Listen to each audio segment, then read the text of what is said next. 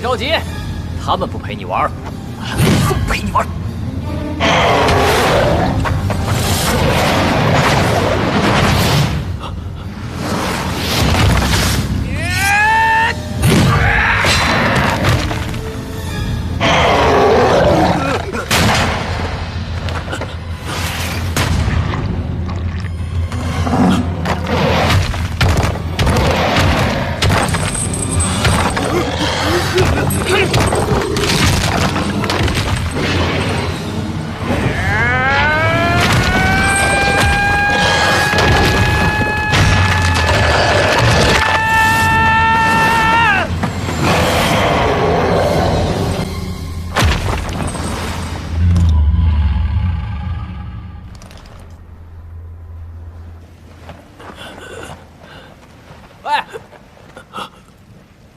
说你呢？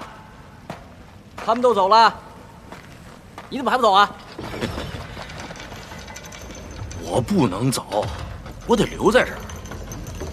留在这儿？哎，你不会是刚刚被吓傻了吧？去！哎，乖，走！大爷，你别管我，我走不了。我才懒得管你呢！走！哎呀！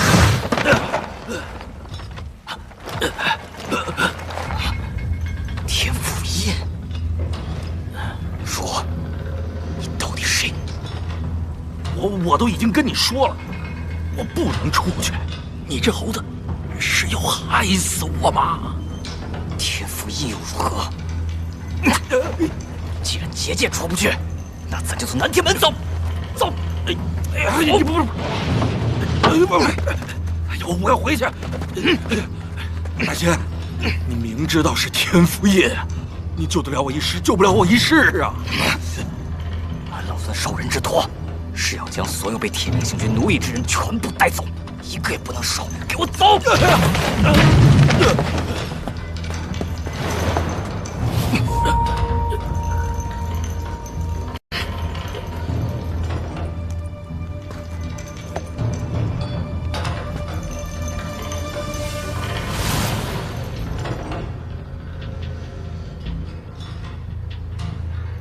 二郎，大胆妖猴，天威浩荡，岂容你在此轻易冒犯？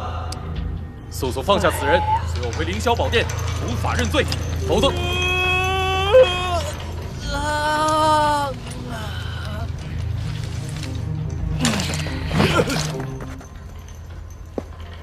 说来说去，还是那几句台词，听都听烦。不就是打个架吗？哪有那么多废话？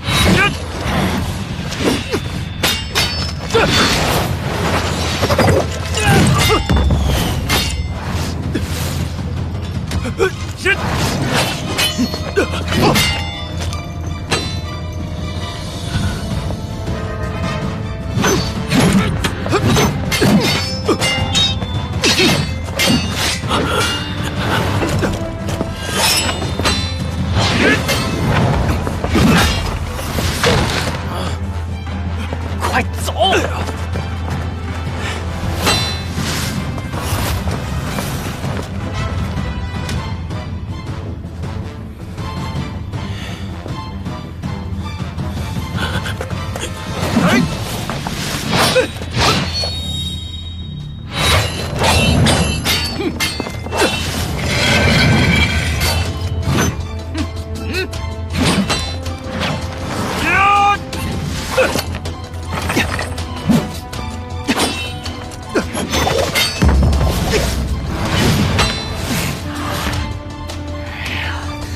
真是难缠。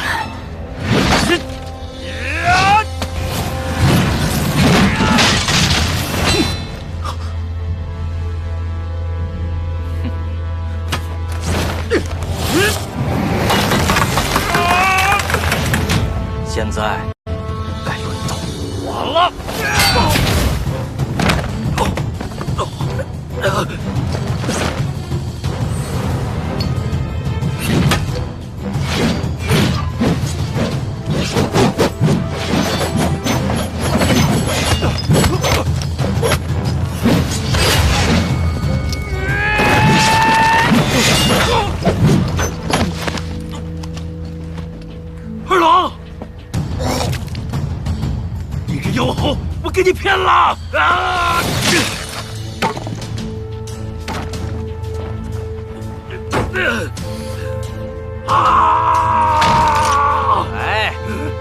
干什么呀？别闹了，行不行？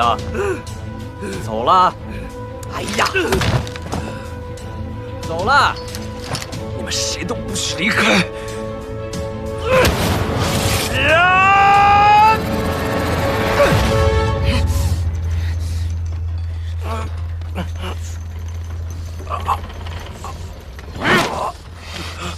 想死，老孙就成全你！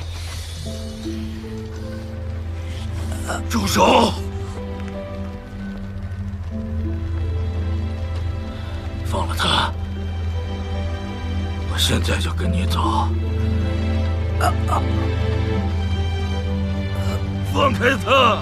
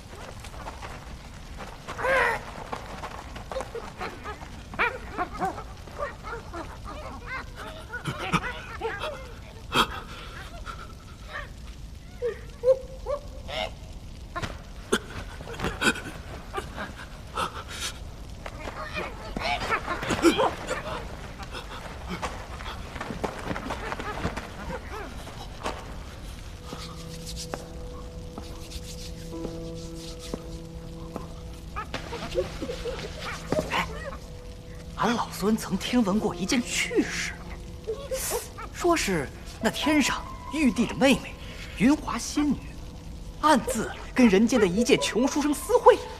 哎，你说这私会倒也罢了，她居然还诞下一子。哎，后来呀，这云华仙女自知羞愧难当，独自去那桃山逍遥自在，却空留下夫君和儿子，在天庭受苦。哎，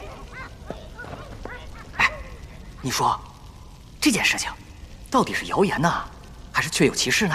啊！你若再抹黑云华仙女，我就跟你拼命！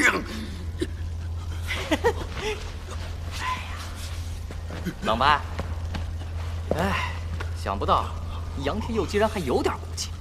来，把这汤药喝下去，它能够暂缓你体内天赋印的毒性，这样你也能好受一些。哎，喝吧。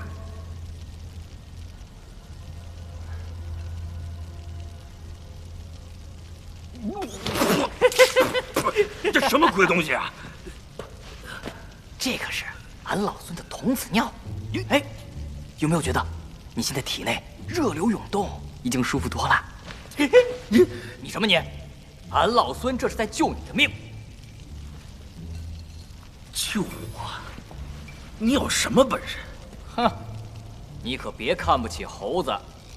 虽然我解不了你身上的天赋印，但是我知道谁能够解得了它。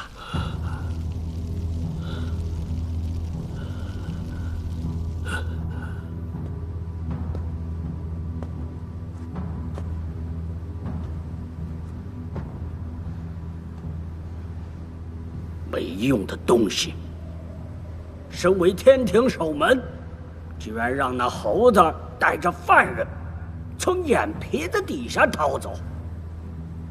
你看那猢狲在下界耀武扬威的样子，天庭的脸都让你给丢尽了。谁知道是不是他故意放走的？咱们这位天官身上可流着一半凡人的血。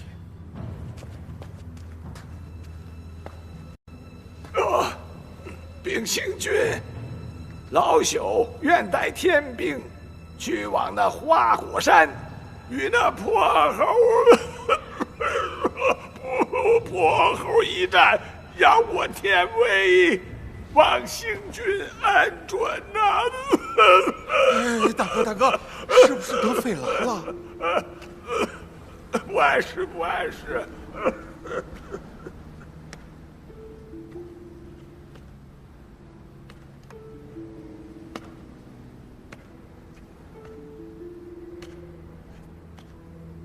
杨戬，你来天庭多久了？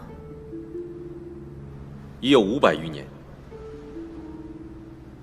已经那么久了，居然连把像样的兵器都没有，是本座怠慢了你。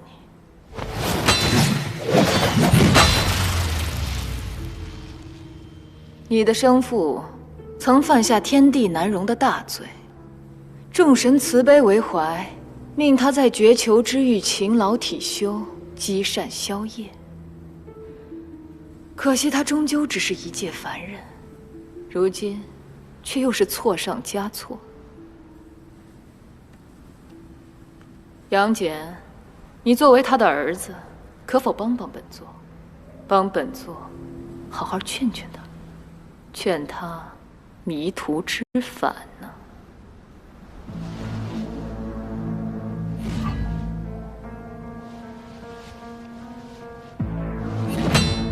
若那妖猴此番还想阻拦，如今的你，凭着手中的3尖2刃刀，已可与他一战。属下定不负星君所托。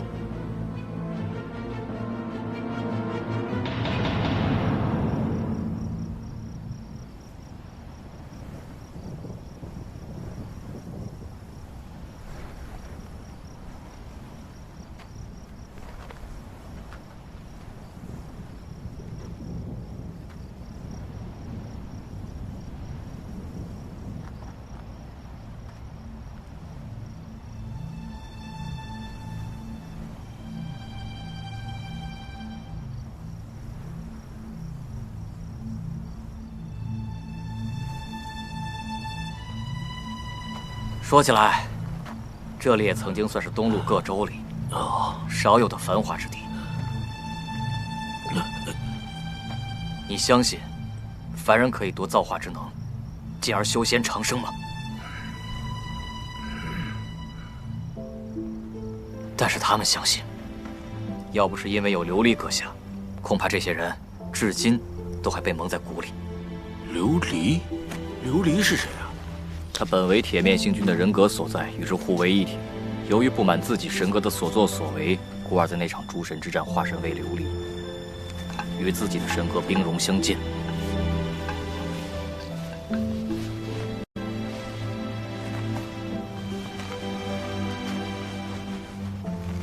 他就是我之前跟你说过的，能够解你身上天赋印的人。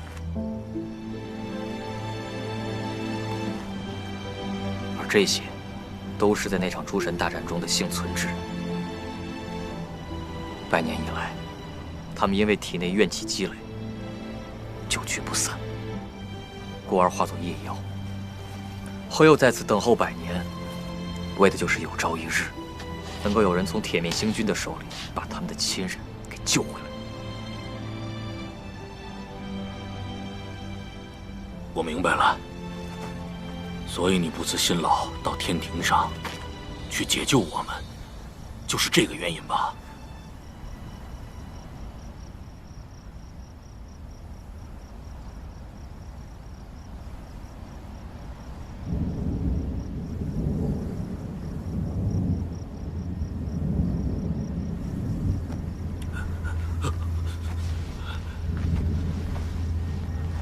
我们在这儿还要待多久啊？我快撑不住了。你急什么？要不，俺老孙再给你来一泡猴尿，让你驱寒？不，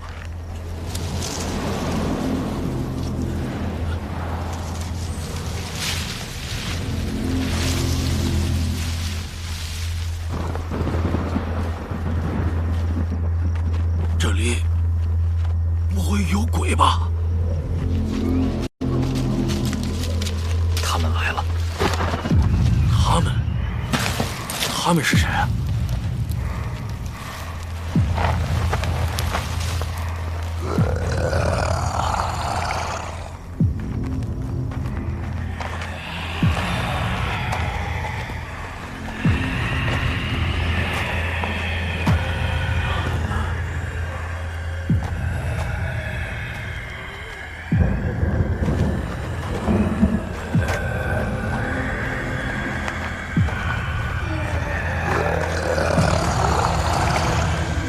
妖怪，妖怪呀！都是妖怪，妖怪，妖怪！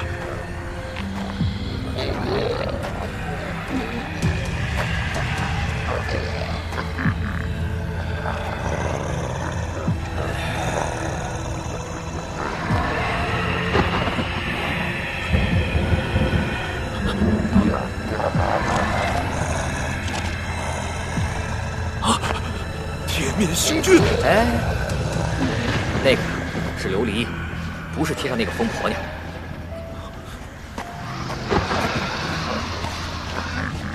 琉璃姐姐，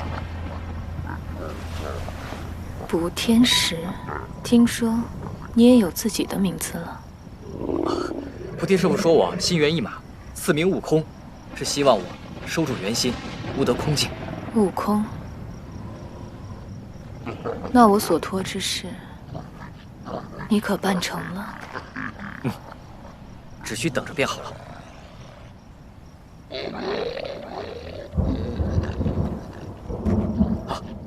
此人与青崖村同命相连，如今却命在旦夕，还望琉璃姐姐能够出手相助。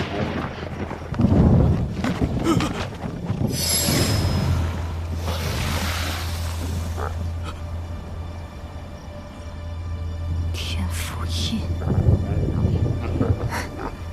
他永远是这样，妄图掌控所有人。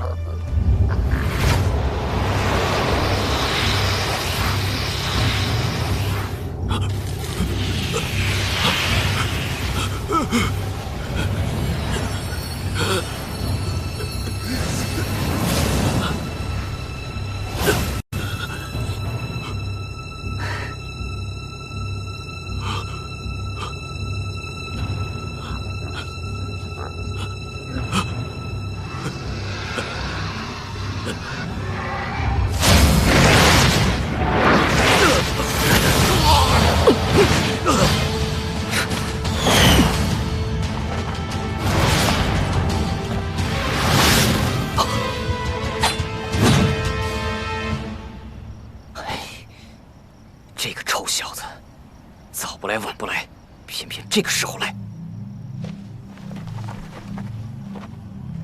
二郎，你看，解开了，我的天赋印终于解开了。胡闹！我还以为是谁回来了，没成想，竟是一个小小的天兵。此人是为了他的父亲而来，对青崖并无恶意，阁下不必与他一般计较。你且看看他的样子，像是要放过我们吗？多年之前，你率青崖众生对抗天庭，星君念及旧情，放你一条生路。可你已经不知悔改，怎样？沦为夜妖。我说的没错吧？今天我正好要捉拿妖猴，顺便把你一网打尽。住手！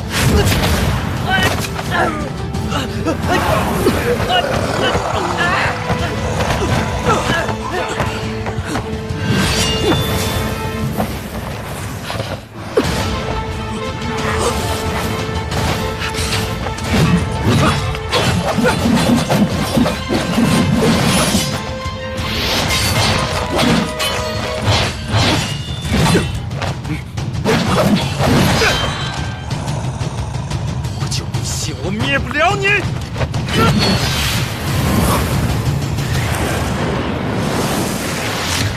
这3尖2刃刀可伤不了我。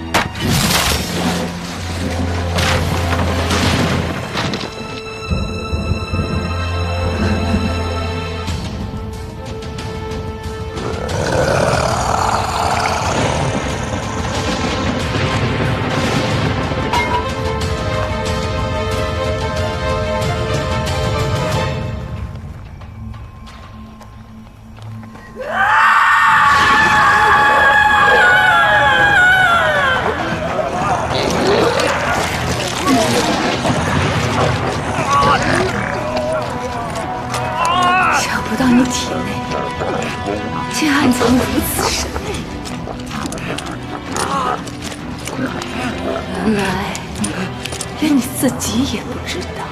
妖言惑众！哦，是呀，那你又是什么？想想你为天庭出生入死，他们又是如何待你？你的母亲，她把你生下，却又像野草一样把你丢掉。你愿被压在桃山之下，也不愿意见你父子二人一面。你胡说！你父亲被困绝囚之狱，生不如死，他让你成为大家口中的异类，每天饱受屈辱和践踏，让你们父子二人成为天地之间的耻辱，众生口中唾弃的蛆虫。难道这些你都忘了吗？二郎，你别听他胡说，你母亲会保你一生平安，我才自愿被压在桃山之下的。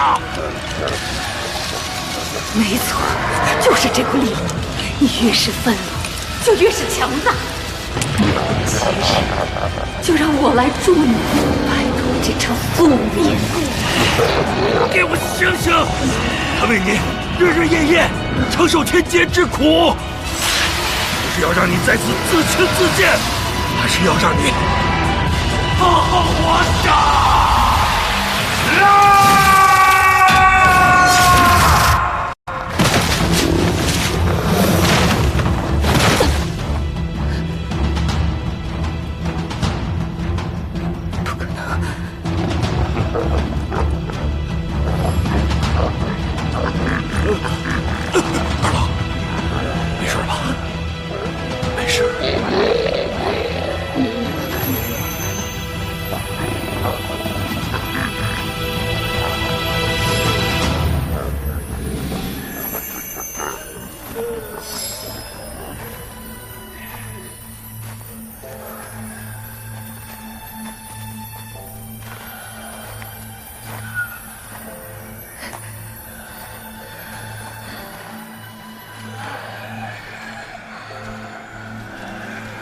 绝丘之域的百姓，他们回来了。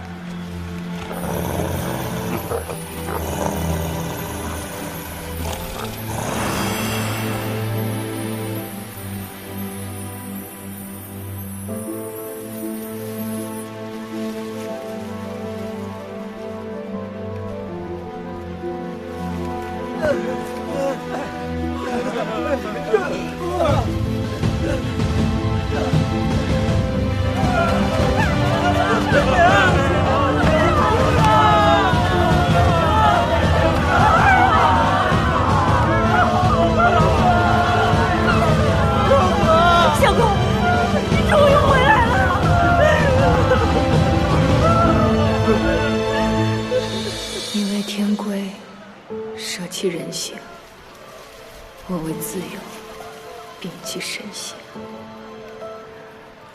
我以为我摆脱了你，但却没想到，我还是成为了你。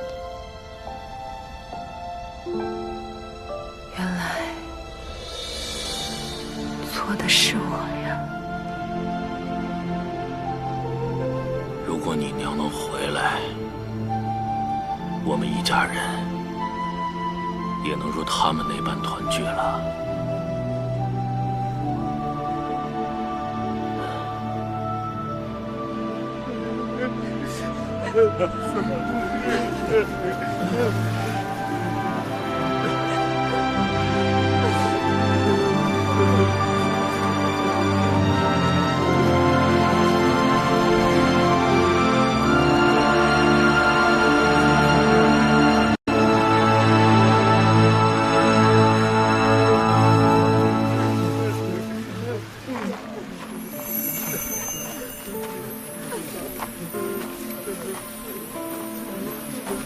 守住啊！下辈子我还要缠着你，娘子，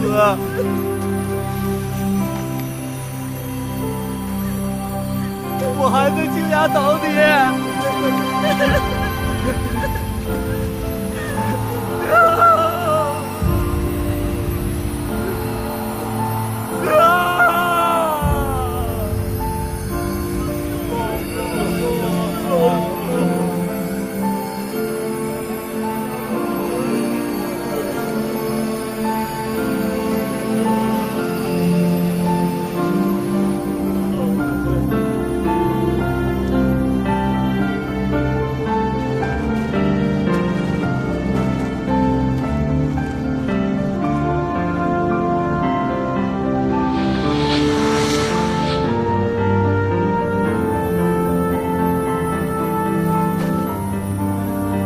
全路布满荆棘，答应我，无论如何也要走下去。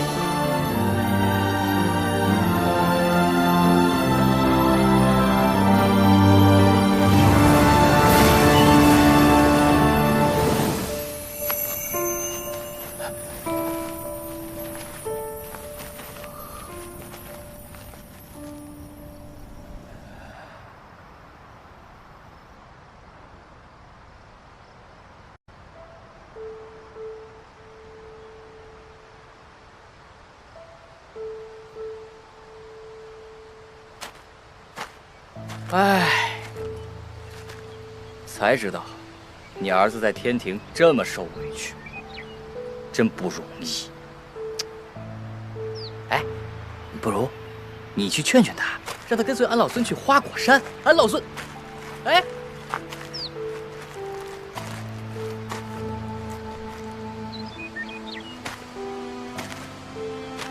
二郎，不逃了，把我送回天庭吧。好不容易才逃出来，干嘛想回去？是我拖累了你母亲，我不想再拖累你了。儿子，把我交给天庭吧。不知道咱们家的树屋还在不在？什么？你还记得回家的路吗？记得，记得，我记得。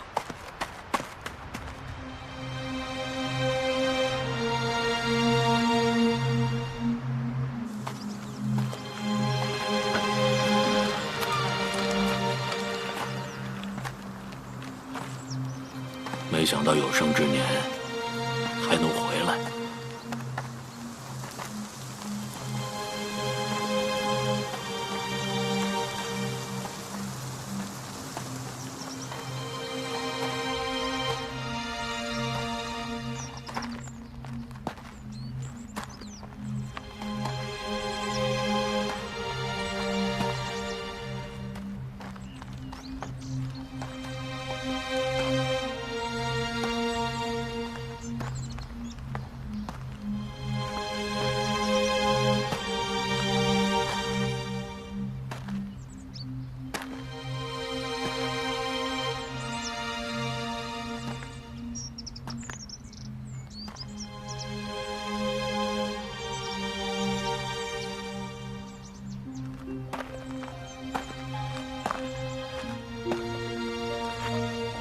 你小时候啊，特别喜欢哭，你娘亲就拿这个风车哄你，你看着它转呀转的，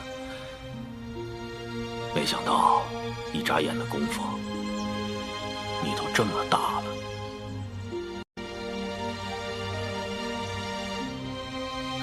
对，都这么多年过去了。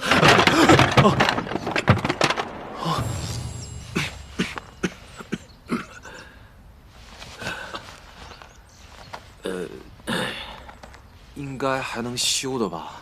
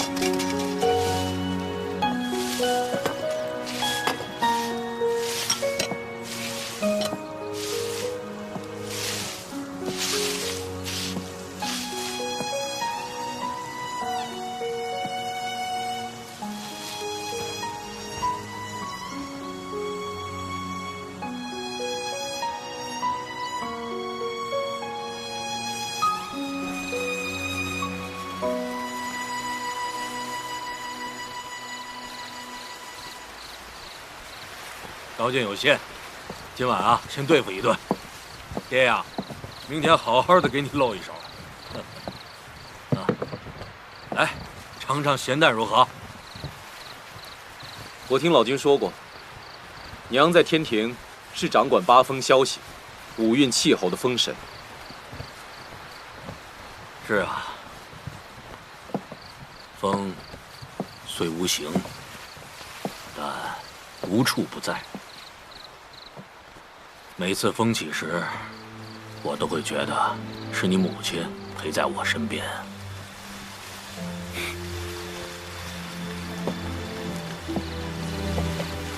哼，我终于明白为什么娘会看上你了。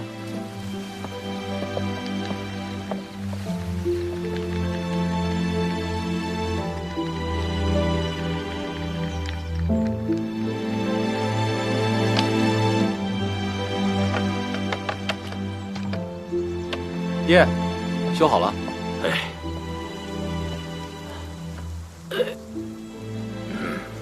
还可以吧？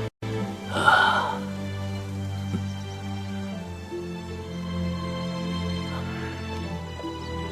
哪里不对劲儿吗？二郎，你都想好了？你可知，咱们是逃不掉的。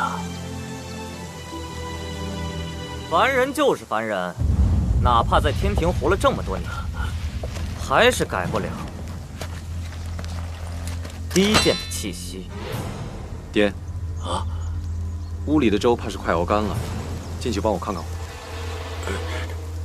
好的，好的。大胆杨戬，蔑视天威，徇私枉法。星君慈悲，命你速速携此罪奴随我回太阴宫伏法认罪，否则。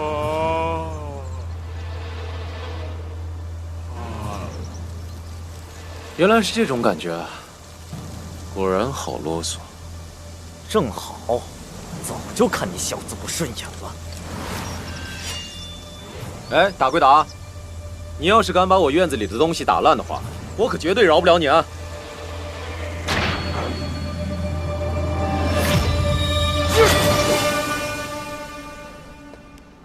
我好心好意劝说杨戬回来，谁知他执迷不悟，非要与那罪奴待在凡间，还说三位，还说，总之气焰嚣张，我当然不能让三位长辈受辱啊！他若不是仗着有神兵在手，凭他一个小小的天兵，怎伤得了我？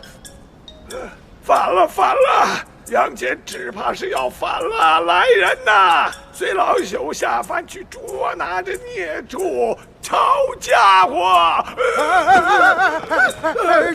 真君，来人呐，快送到一仙那儿去看看！真君呐！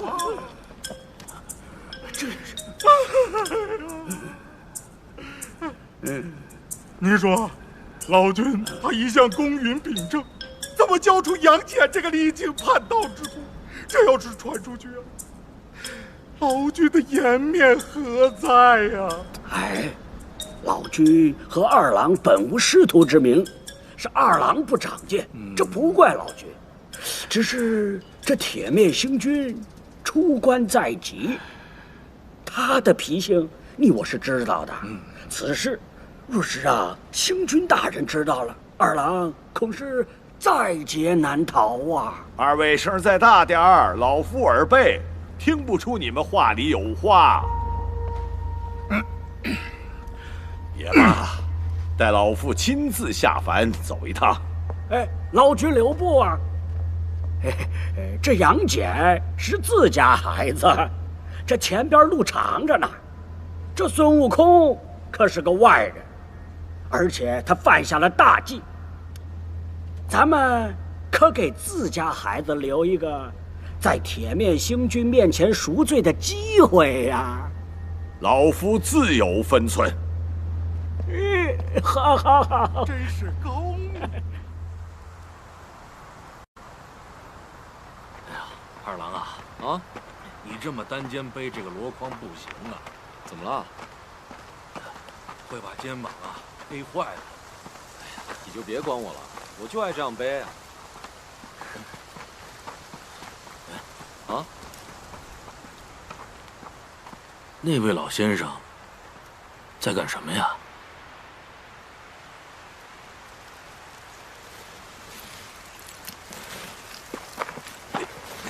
老人家，您在干什么呀？需不需要我们帮忙啊？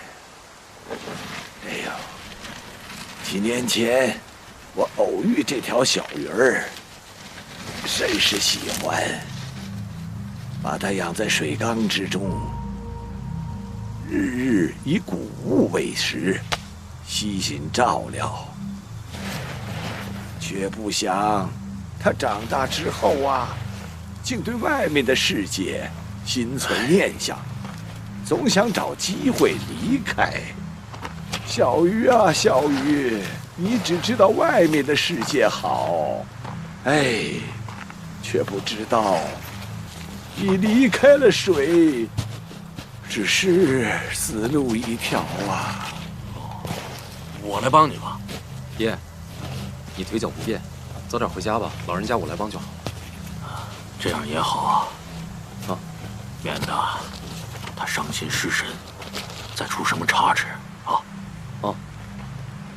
老人家，您节哀啊！啊！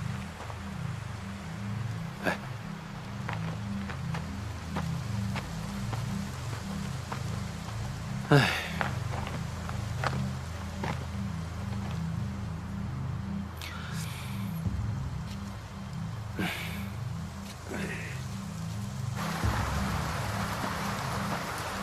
老人家，你到底要我背你背到什么时候啊？哎呀，你背我这一点就嫌累了，也不想想小的时候是谁整天把你背在身上。怎么着？如今有了老爹，就不要老君了吗？哎，老君啊，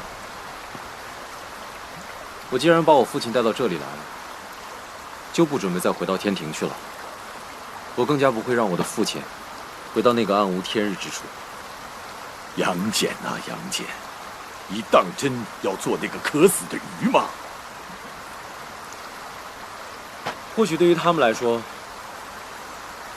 就算是稍纵即逝的自由，也总比一辈子关在那个小小的水缸当中要宝贵得多。自由？哎，看来你已经见过琉璃了。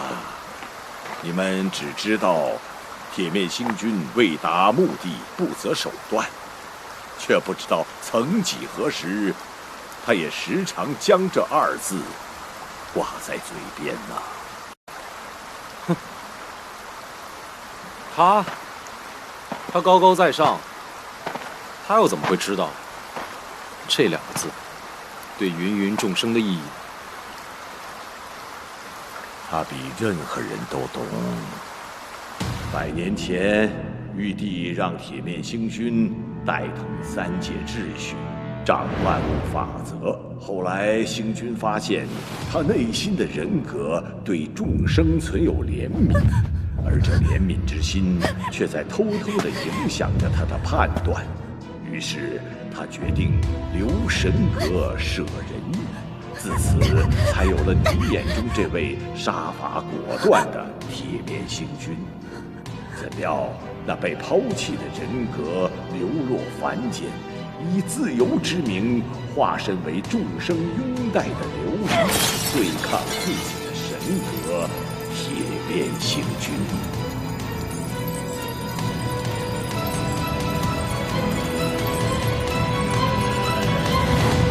可以选择你的自由，但近日来孙悟空自称齐天大圣，闹得天庭数日不得安宁。这关我什么事啊？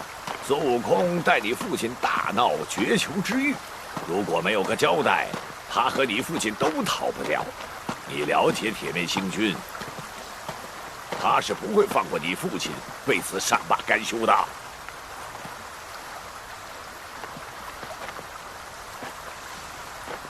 只要你让孙悟空认罪伏法，便可戴罪立功。相信杨天佑一事，星君定会网开一面的，你说呢？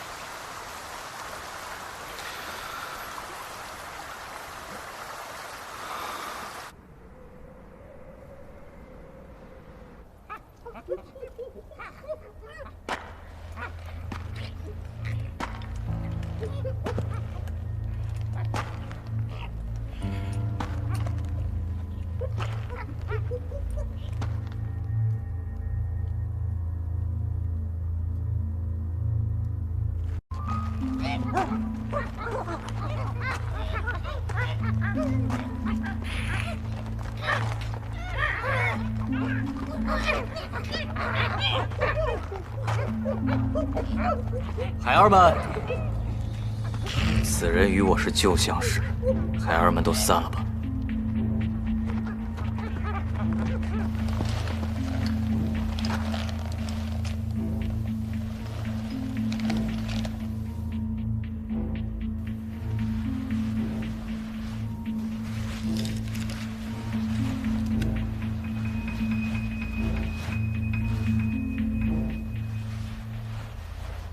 想俺老孙号称齐天，骄狂一世，从不曾把任何人放在眼里，却不曾想，如今也落到这步田地。杨戬，你今日前来，可也是和铁面星君一样来取俺老孙的性命？作为天兵，如果你执意反抗，我一定会不惜一切拿你性命的。只不过作为朋友的话，我只想劝你一句：你一路走来，虽然成全了你自己，但是你有没有想过他们？难道你真的想看到他们成为你骄傲与固执的牺牲品吗？别让花果山成为第二座青崖了。谁跟你是朋友？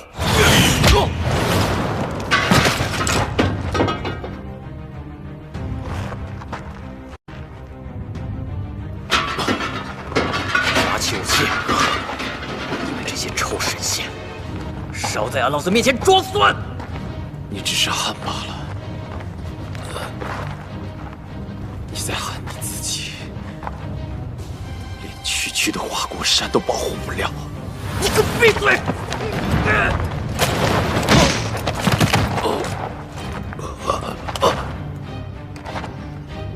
你喊自己自称齐天大圣，可是在这天地间，你却只是一只无人在意的石猴。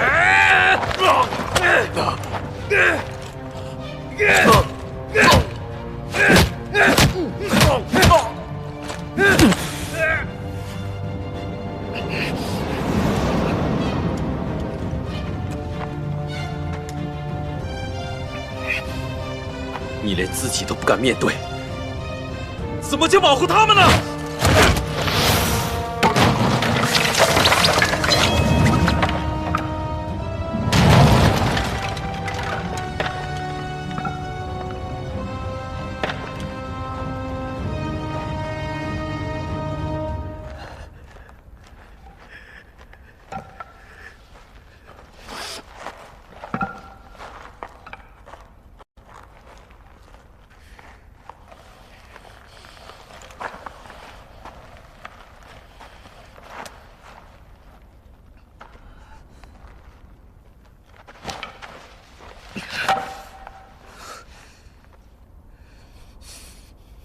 跟我回去吧，不管发生什么事，我们一起面对。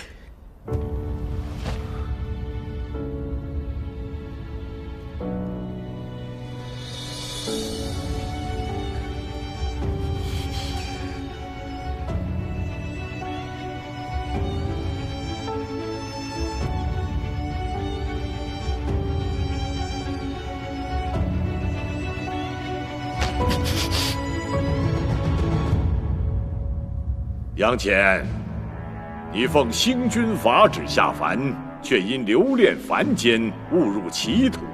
好在你及时悔悟，将孙悟空带回天庭，也算是功过相抵。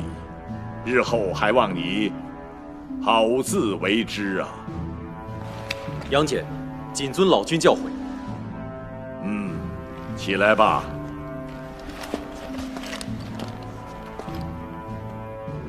悟空，你目无法纪，屡犯天条，创下诸多祸事，你可知罪？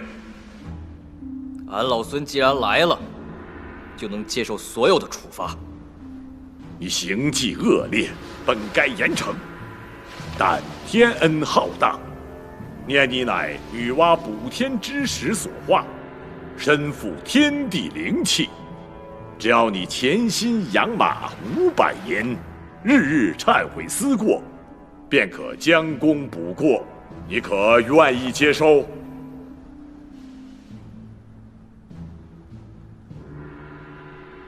愿意。孙悟空，你还不下跪谢星君大恩？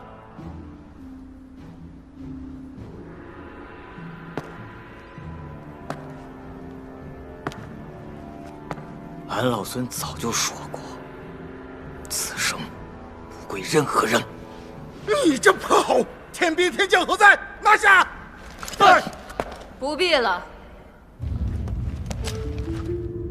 悟空，星君大度，不与你计较，还不快取御马剑！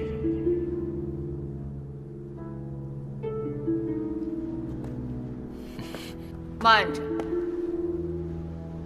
孙悟空，告诉本座，你与琉璃口中的自由实现了吗？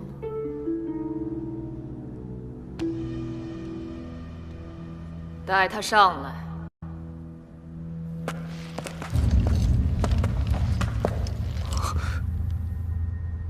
逃不掉的，阿牛，谁都逃不掉的。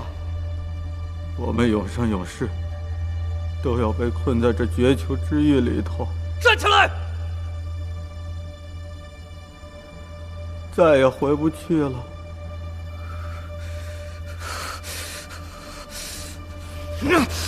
我就知道，从一开始你就没打算放过我们。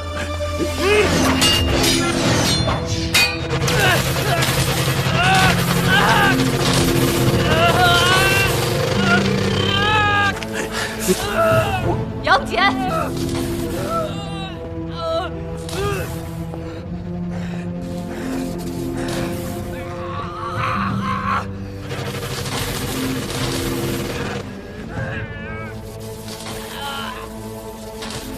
杨戬，我知道，这些年来你一直被这非人非神的身份困扰着。此物名为九转仙丹，它可助你父亲永脱肉体凡身，远离生死之苦，飞升成仙。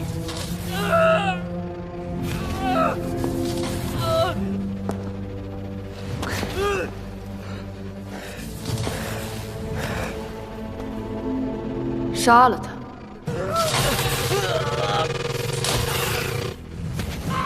你的父亲就可以成为跟我们一样的神。你的母亲与凡人结合，诞下了你。他那被众神所不齿的罪责，又将从何谈起呢？从今往后，在这九霄之上，将再没人看不起你们。杀了他！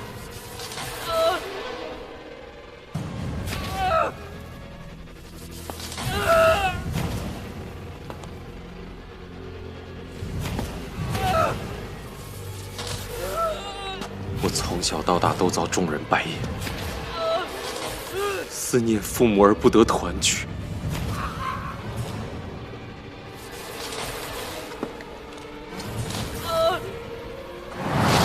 你的路算是走完了。可是我的路，我要继续走下去。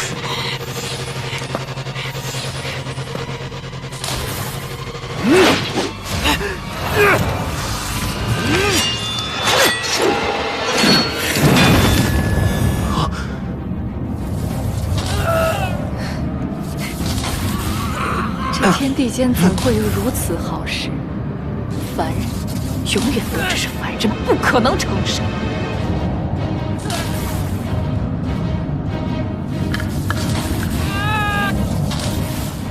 杨戬，看来你不傻了。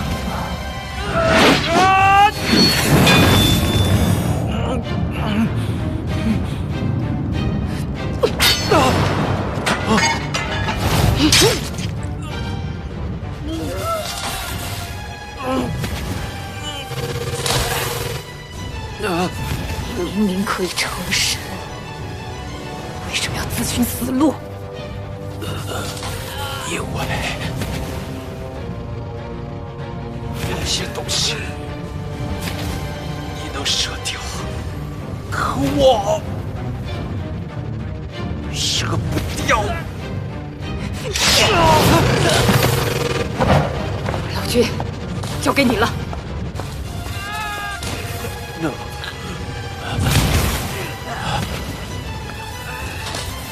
二郎，你命中定有此劫，你可要安然度过呀。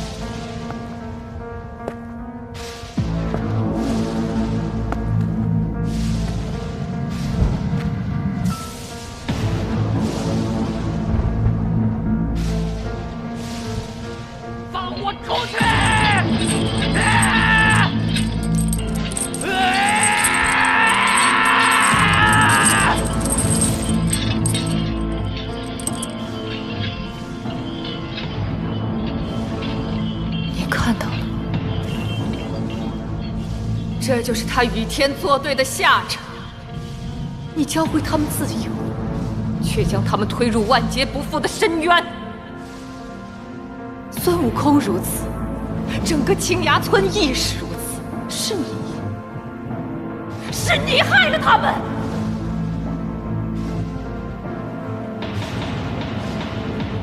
我没有错，错的是你。我没有错。我一点错都没有，是你害了他们，是你的错。今日我便引9天玄雷将这泼猴形身俱灭。我要让这三界明白何为秩序，我让这众生不敢妄动执念，我让这万物再无放肆可言。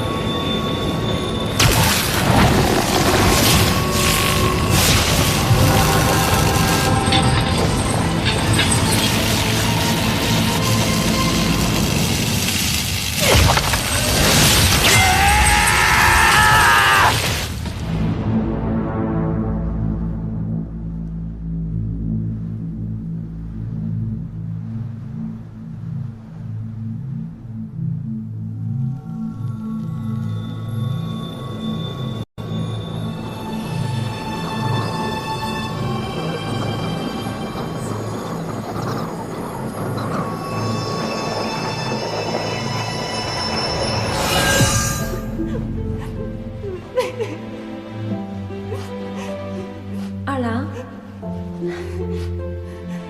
你怎么了？娘，为什么他们总欺负我？为什么每次错的都是我？来，二郎，娘和你一样，曾经他们还说娘错了。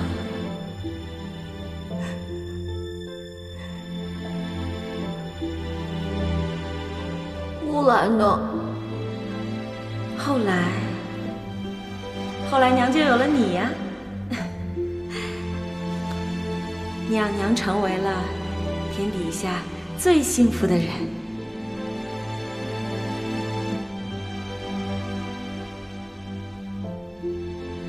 娘当年没有放弃，二郎，你也不要放弃。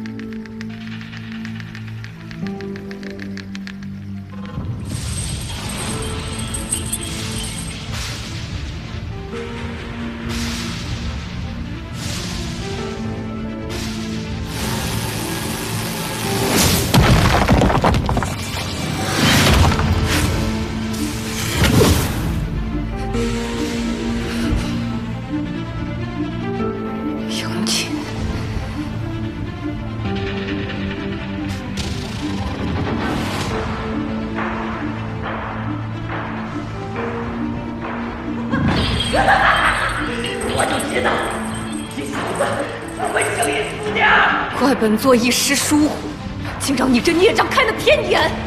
铁面星君，神性和人性本该共存，两者缺一不可。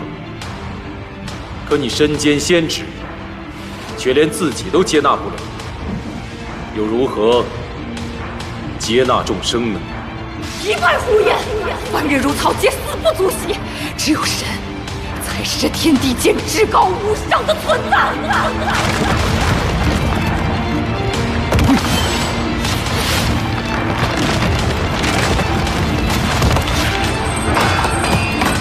杨戬，看老夫拦住你一臂之力！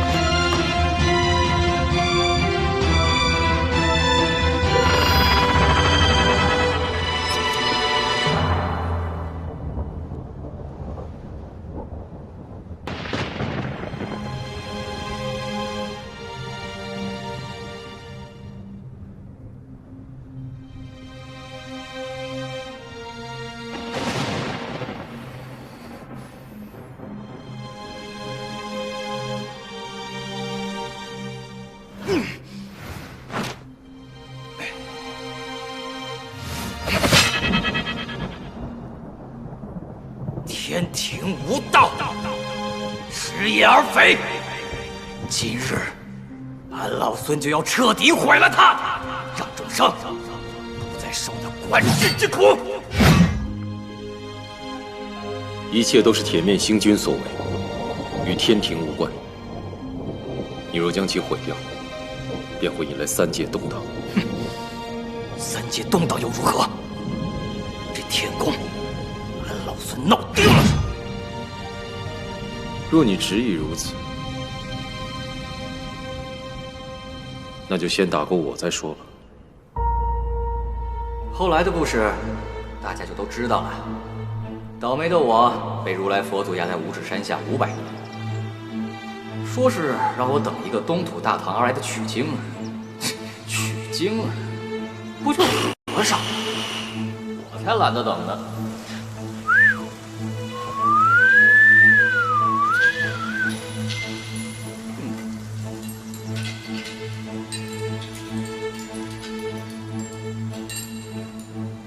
哎，喂，是你吗？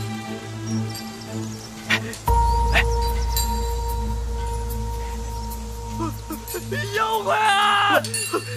喂，不可